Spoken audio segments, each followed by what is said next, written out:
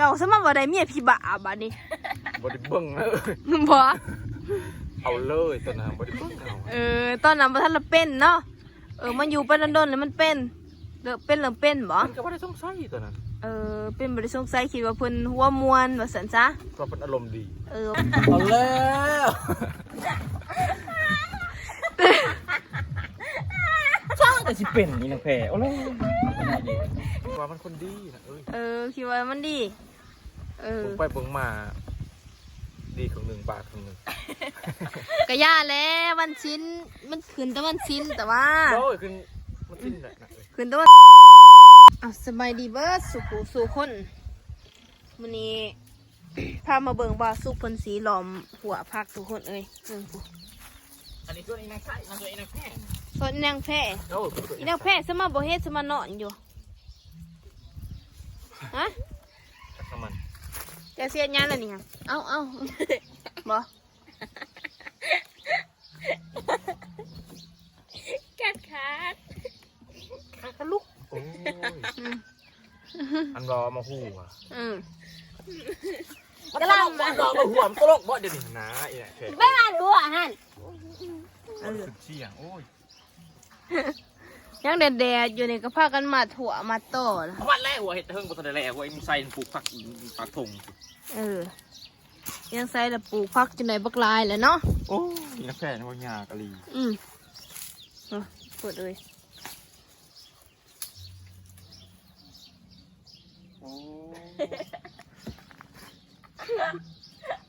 เป็นเพิ่นอารมณ์ดีอะดีไว้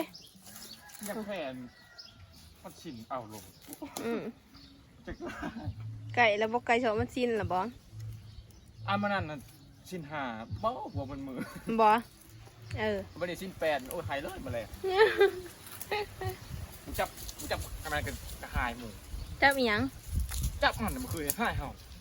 จับขาเราบอไปจับให้ยาล่ะ เป็นบายนักแข่งโอ้จับบ อไปทำจับไปจับให้ยังล่ะ จับไม่อยากจับ แล้วก็อยากสวีทกับเมียเพื่อนทุกคนเลยนักแข่งกันโอ้ยเริ่มมาใจยาก เราจะอย่างแหละ โอ้ย อีนักไซได้สะ ตกการ ทุกการ แก้งนักใจใครมันน่าจะได้เงินมให้1,000ก็บ่เอาอีนักแข่ง มันเป็นเด็กหน่อยสิบ1,000 ใครมันเวลาไปใครมันมให้เงินบ่เอาอยากใส่มันสลัดมันเอามัน บอ นี่นักแข่งทั้งก็อลีอร่อยนี่ เอาสิเอา ว่ายากถึงตอนนั้นบตอนได้เว้านี่กูจัก มาคุณจักพวกมาแต่ก่อนนะ บ่ได้เว้าตอนนั้นไปเอง อันนี้ว่า8 คำไปคือ1เดี๋ยวต้องกระนั่งให้กำลังใจเจ้า เก่ง นี่นักแข่งเขาอยากภาษาลี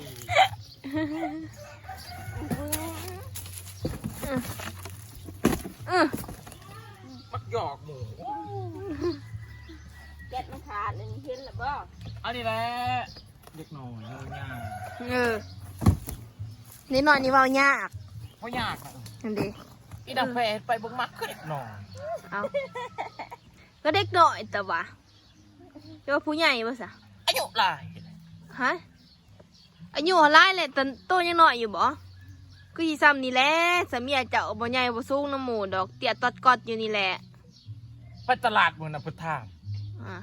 ทำมาจากไหน น้องเจ้าบ่อันนี้เพิ่นถามแต่อยากว่าได้เพิ่นถาม จะว่าจะได้ล่ะ เอาไปตอดเฮา บ่ตอบ อยากไปตลาดน้ำกวนเฮาโอ้อันตอนไป จะบ่ถามเนาะ ไปชื่อเกิบอันนี้ พูดเลยถามว่าน้องบ่เพิ่นบ่ตอบเพิ่นอยากอายเจ้าคือบ่ตอบเมียคอยว่าสิคือบ่ว่า อันนี้นางผู้ถามหมู่ก็เตี้ยๆคือกันนั่นน่ะ บ่ซ้ำนี่แหละ บ่ โอ้ย เตี้ยคือกันเนาะอันนี้ ตลาดอยู่ไสละไปฮะ ป้ามันมาขานบาท อืม ว่าไปขายกระปุ้นนั่นเด้น่ะมองหันเนาะเตี้ยคือกันก็ยังมาถ่วงหมู่มันติ โอ้ให้แน่เบิ่งเพิ่นบ่ได้แตกต่างกับอีนักแพ้ดอกก็เลยบ่ปาก แต่ว่าอันนี้น้อยก็เหมาะนี่ เอาก็เราถามว่าน้องบ่แม่นสิว่าเตี้ยอีหลีเนาะเราบ่ว่าสิเด้ล่ะเป็นอันใดคือเมื่อยคือหมอยคักแท้ เบิ่งมันเห็ด เออ เบิ่งไปเบิ่งมากับ50 มาซิบเอามาคืนนี่จะไปยันเฮาจับขาไปยันเฮา บ่ยันถึกห้ำได้ซะเนาะ พี่บายนักแพ้โอ้ย เออ วันชินอารมณ์มันชิน5หัวมึน เออ อันนี้ชิน8นี่โอ้ยบ่ให้มันมาแล้ว บ่ก็ให้สิบ่ให้จับไก่อีกแหละ ให้ยันพี่แจ้งได้น่ะอันนี้ บ่ให้สิแจ้งให้โลด คือบามุง บามูมันก็ซักแต่ว่า แล้วบ่ได้สัก พยานบ้าซื้ออ่ะบ่จัก วันชินเอาโลวันชินเอาโล พยานบ้าซื้ออันนี้นั่นน่ะเจ้าสมว่าได้เมียพี่บ้าบัดนี้ บ่ได้เบิ่งเลย บ่ เอาเลยตอนนั้นบ่ได้เบิ่งเอา ตอนนั้นบ่ทันละเป็นเนาะมันอยู่ไปโดนๆแล้วมันเป็นเริ่มเป็นบ่ มันก็บ่ได้สงสัยตอนนั้น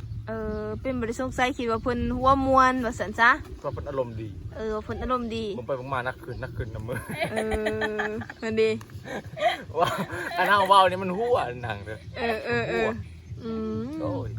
เอาไปเอามาเมียบ่สุกเป็นบาซื้อทุกคนเอ้ยจะได้บาทดิ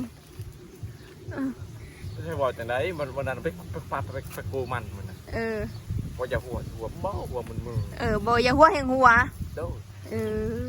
เฮ็ดจะได้บาทนี่เอาไปป่วยใส่สิเศร้า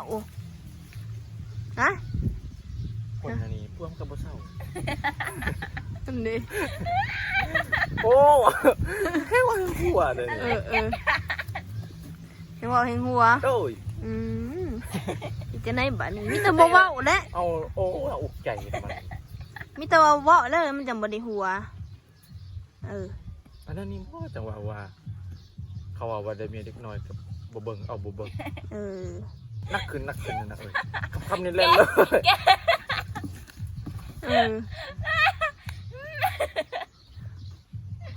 อะไรเก็ดขาด อันนี้แหละเฮาบ่อยากเว้านำเด็กน้อย บ่ โดย ไผละบ่จะเอาเมียเล็กน้อยคิดว่ามันสิคักบ่ ดีกว่ามันคนดีนะคิดว่ามันดีผมไปเบิ่งมาดีของ1 บาทของ1 ก็ย่าแล้ววันชิ้นมันขึ้นแต่วันชิ้นแต่ว่า โอ้ยขึ้นมันขึ้นน่ะนะ ขึ้นแต่วันชิ้นเนาะวันปกติก็ธรรมดาว่าติ โอ้ย วันธรรมดาก็ปกติบ่ได้เป็นหยังอย่าอดเอาวันชิ้นวันเดียวเด้ออุกใจบ่สุกอุกใจแห้งนะทุกคนไอ้น่ะเพิ่นเอานี่หัวบ่ดีหัวนั่นหัวพี่บ้าเรียกว่าน้ำมัน หัววิดีหัวพี่บ้าโอ้ยบ่ดีอีนึกแผ่น จะไหนบ้าน นี่เดี๋ยวพอสมก่อยังใส่กันนอนตื่นช่วย ยังใส่ก็ตื่นอยู่อันนี้ดีนะน้องอันนี้คนนั้นดีนั่นหนึ่งคนนี้ดีนั่นหนึ่งได้คักอันนี้คนนั้นยังขี้ขานคักนอนทันตื่นทันสิคำแล้วเด้นี่ก็ตอนกลางเวทก็ขึ้นมานอนเหรอ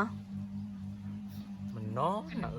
ตอนคือเก่า บางทีกลางคืนเราก็ไปนอนแล้วนอนกลางเว้นกะ4 โมงแรกเราก็จะตื่นอันนั้นแหละเฮามัน จะได้บ้านหาเมียใหม่กระปิดทั้งโอ้ยขยันขันแข้งเฮ็ดอย่างเฮ็ดเป็นปัดเบิ่งไปเบิ่งมาขี้คานเขานอนก็บ่อยากตื่น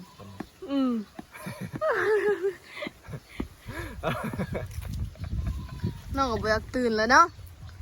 ขนาดตื่นอยู่ดอกตื่นนั่นเครื่องเว้าแหละขี้ขานอยากกินข้าวติจงเขานี่ครับบ่จงก็ได้ยามเช้านี่ออกหน้าเขาออกหมดเลยยามเช้านี่กับอีนักแพทย์มามันก็ได้ตื่นบ่ได้กินข้าวข้าวมื้อละคาบแล้วก็แล้วเลยนั่นเนาะ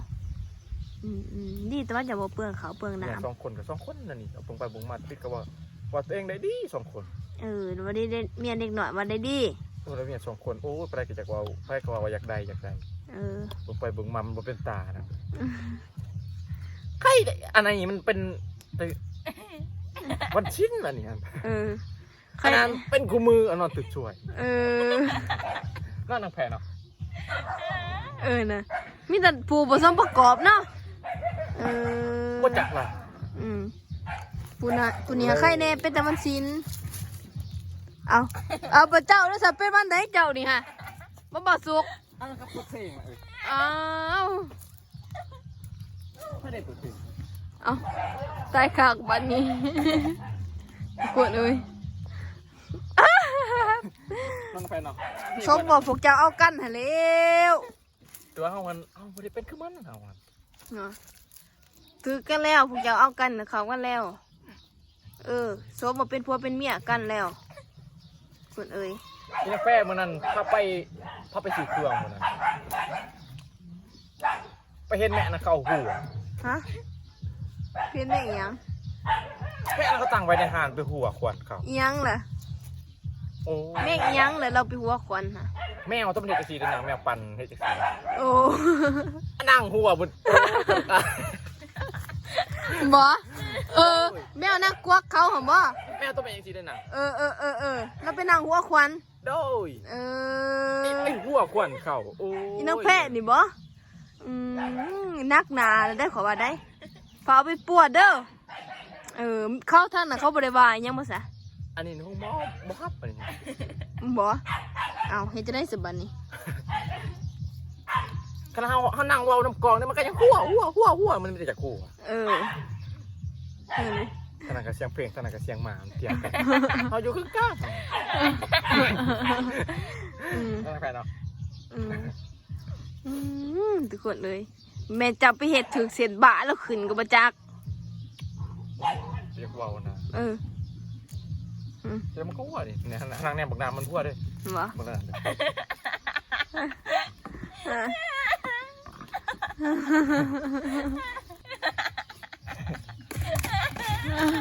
บอกมึงบังจะคล้องว่าเรื่องมึง แล้วมาหัวนะแม่เนี่ย จะไปไซส์ล่ะ ว่ามึงไม่ได้เบิ่งจะคล้องนั่งแปะในแก๊สอะไรน้ำเลยแก๊ส มาทั่วนี่ขอชิเมื่ออะไรนี่นะว่าสิให้เมียเจะนั่งนอนอยู่นี่บ่บ่ไปนอนอยู่แก๊สอยู่นี่ให้เรานอนอยู่นี่บ่ทุกคนเลยไปละเมื่อกันได้วันนี้เนาะสิมาหาใหม่มือนาทุกคนเลยมาบ่สุกเพิ่นว่าโอ้ยเพิ่นว่าเมียเพิ่นเป็นบ้าขึ้นเฮ็ดจังได๋จะสิปัวเศร้าบัน โอ้ยแฟนมึงเจ้ากระดานเนี่ยปุ๊บปะ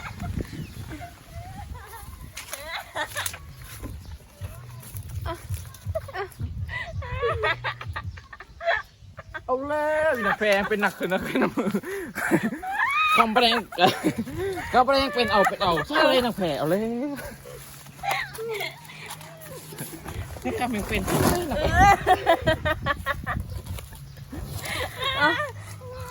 จะได้บัดนี้ เข้าหน้าละแฟนแล้วไอ้เพิ่นนะ นะเศร้าหน่วยเราเศร้าหัน คำแปลงเป็น มื้อแรกนี่บ่เบิดขึ้นมานี่ฮะ หัวนั่นนี่แหละอันนี้ มื้อแรกนี่เบิดขึ้นแล้วขอยะนี่ทุกคนบ่สุกอกใจแห้งอ่ะ อะไรนะแฟน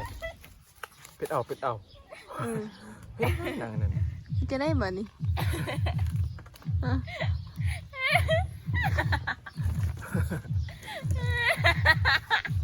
อะไร ไม่สินางเบิ่งละหัว จะได้ส่งมืออะไรนะ บ่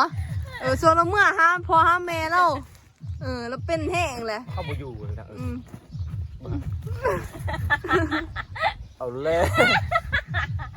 เป็นแพงก็ได้อย่างแพงนี่เป็นอะไรอ่ะเนี่ยนี่ให้ว่าแพงเป็น อีกว่าอีกเป็น โอ้ยแต่เลยเดี๋ยวนี้นะแพง ขวด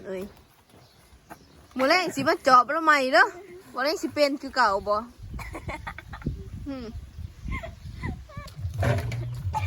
เอาแล้ว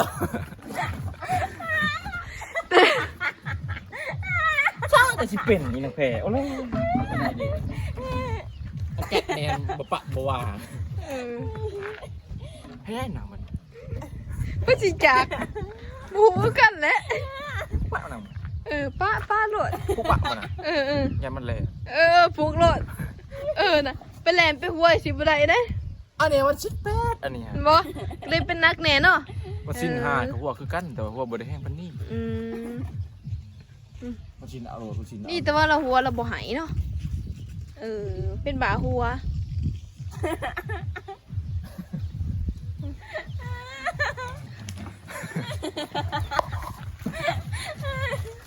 พูดเลย